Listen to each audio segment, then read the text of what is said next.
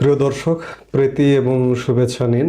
সাজ্জাদ কাদির এই মুহূর্তে আপনাদের সামনে কথা বলতে এসেছি ইউনূসের সন্ত্রাসী রাষ্ট্র বাংলাদেশ থেকে বেরোতে কত সময় লাগবে, এই প্রসঙ্গটা নিয়ে আপনাদের সামনে এই মুহূর্তে কথা বলবো।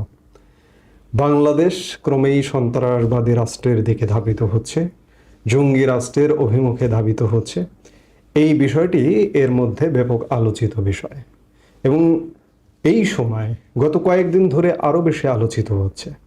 আপনারা ইতিমধ্যেই জানেন যে মার্কিন গোয়েন্দা প্রধান তুলসী গ্যাবার্ড ভারত সফর করছেন।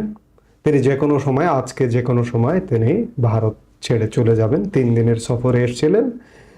গোয়েন্দা প্রধানদের, সারা বিশ্বের গুরুত্বপূর্ণ দেশসমূহের গোয়েন্দা প্রধানদের বৈঠকে অংশ নিয়েছেন এবং এই বৈঠকে অংশ নেওয়া, প্রধানমন্ত্রী নরেন্দ্র মোদীর সাথে সাক্ষাৎ করা, ভারতীয় নিরাপত্তা উপদেষ্টা অজিত দোভালের সাথে সাক্ষাৎ এবং ভারতীয় গণমাধ্যমে সাক্ষাৎকার প্রসঙ্গে বাংলাদেশের সন্ত্রাসবাদিতার, সংখ্যালঘু নির্যাতনের প্রসঙ্গ এসেছে তুলসী গ্যাবার্ডের কণ্ঠে।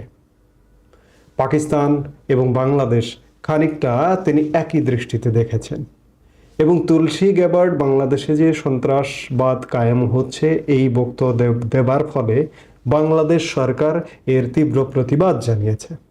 যদিও সত্যতা আছে যে বর্তমানে বাংলাদেশে সন্ত্রাসের স্বর্গ রাজ্যে পরিণত হয়েছে এবং খানিকটা পাকিস্তানের দিকেই ধাবিত হচ্ছে, পাকিস্তানের রূপেই ধাবিত হচ্ছে, এটি পরিষ্কার। বাংলাদেশের মানুষ সেটি মনে করছে।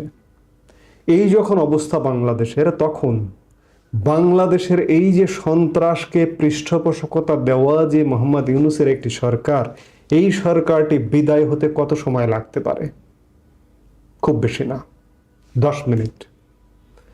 সারা বিশ্বের মোড়ল যারা যদি মনে করে, ভারত, মার্কিন যুক্তরাষ্ট্র যদি মনে করে, বাংলাদেশের সেনাবাহিনীকে যদি সময় দেয়, যদি বলে যে 10 মিনিট সময় মোহাম্মদ ইউনূসকে সরিয়ে দিতে হবে, 10 মিনিটে মোহাম্মদ ইউনূসকে সরিয়ে